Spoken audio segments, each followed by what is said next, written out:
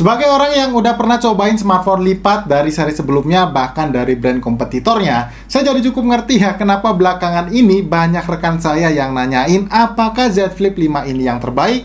Well, mendingan langsung aja kita bahas.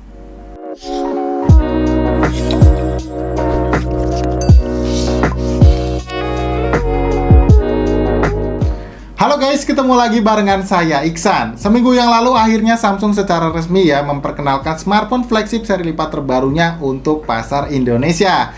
Dan setelah saya cobain salah satu dari kedua seri lipat yang diresmiin yaitu Z Flip 5 ini, saya jadi bisa sharing ya ke kalian apa yang bikin Galaxy Z Flip 5 ini sangat mungkin buat jadi seri smartphone lipat terbaik untuk kamu beli. Kita mulai dulu aja nih dari bagian desainnya. Tentu aja kalau dibandingin dari seri yang sebelumnya, Samsung Galaxy Z Flip 5 ini tuh membawa segudang upgrade yang menurut saya bisa kasih experience yang jauh lebih baik daripada di seri sebelumnya.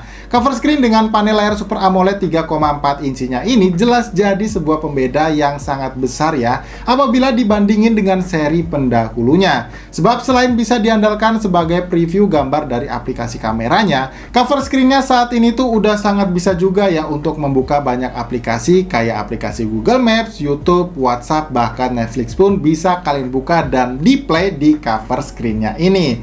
Secara dimensi pun Z Flip 5 ini tuh terasa lebih tipis 2 mm ya saat dilipat kalau dibandingin dengan seri pendahulunya. Tentu aja hal ini tuh disebabin karena udah nggak ada lagi gap yang terlihat saat HP ini dalam kondisi terlipat.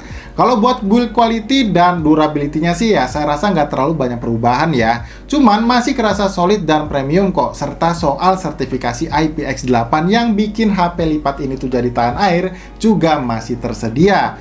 Oh ya, untuk kelengkapan portnya ini cuma minus di port jack audio 3,5 mm aja ya. Yang mana kalau kita lihat di sisi atas HP-nya ini ada lubang mic, di sisi kanan ada tombol volume dan tombol power yang merangkap sebagai sensor sidik jari. Di sisi kirinya ada slot SIM tray yang jenisnya single SIM aja, tapi tenang aja kalian tetap bisa gunain dua nomor di HP ini pakai fungsi eSIM-nya. Dan terakhir di bagian bawahnya terdapat dua buah lubang mic lagi, port charger USB Type-C dan satu buah grill speaker yang buat saya untuk kualitas keluaran suara audio stereo speakernya ini tuh udah cukup oke ya buat sebuah smartphone flagship di range harga segini.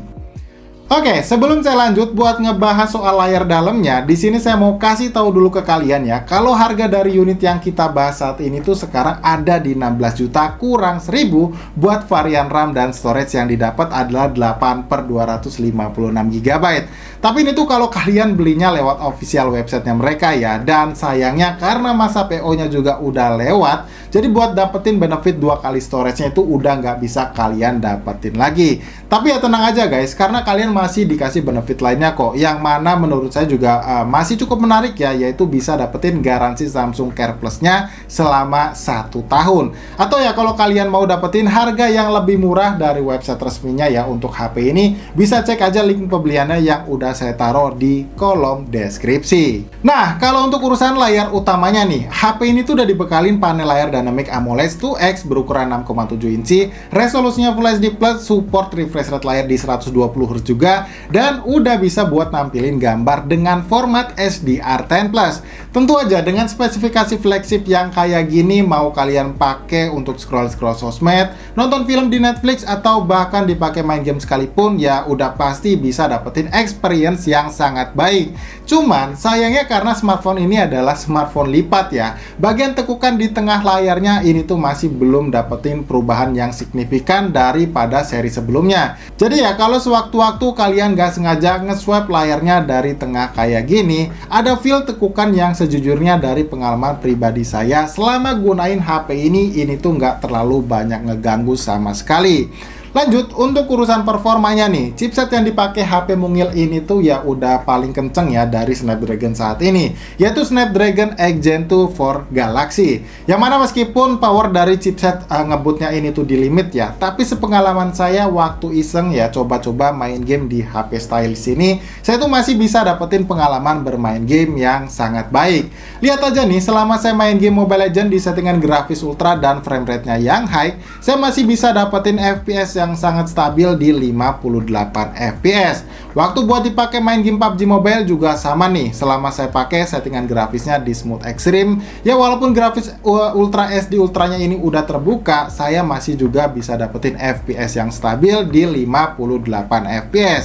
Nah, kalau buat dipakai main game berat kayak Genshin Impact gimana? Kalau dari pengalaman saya waktu saya coba mainin di settingan high 60 fps-nya, buat FPS-nya sendiri memang masih naik turun ya, tapi ya overall saya masih bisa dapetin rata-rata FPS di 55 fps.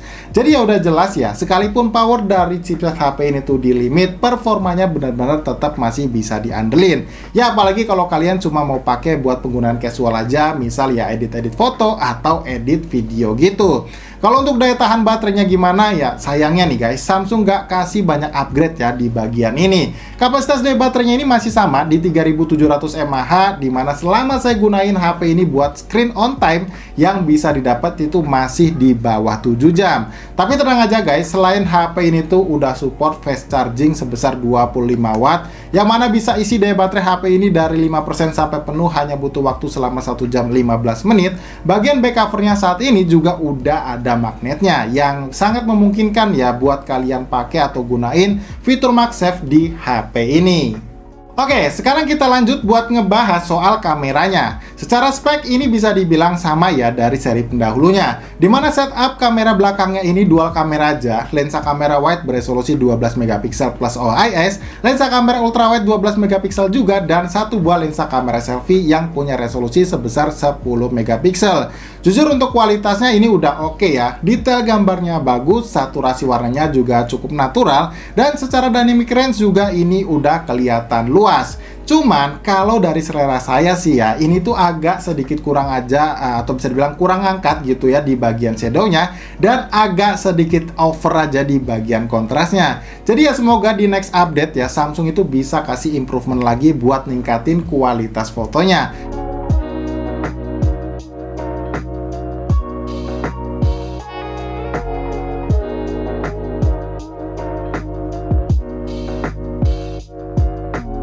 Karena kalau untuk hasil perekaman videonya ya saya sih ini udah suka ya, dan kalian bisa nilai juga sendiri lewat sampel video berikut ini.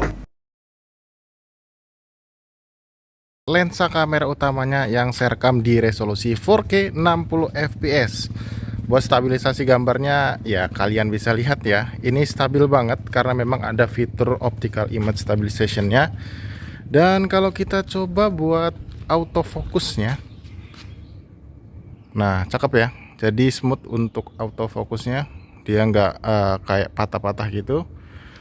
Dan secara dynamic range dan juga saturasi warna ya ini udah kelasan flagship ya, jadi nggak perlu kalian tanya lagi buat kualitas gambarnya. Cuman buat kalian yang pengen pindah-pindah lensa, ini nggak bisa kalian pakai di resolusi tertinggi maupun yang 60 fps, jadi cuma terbatas di 1080p 30 fps saja.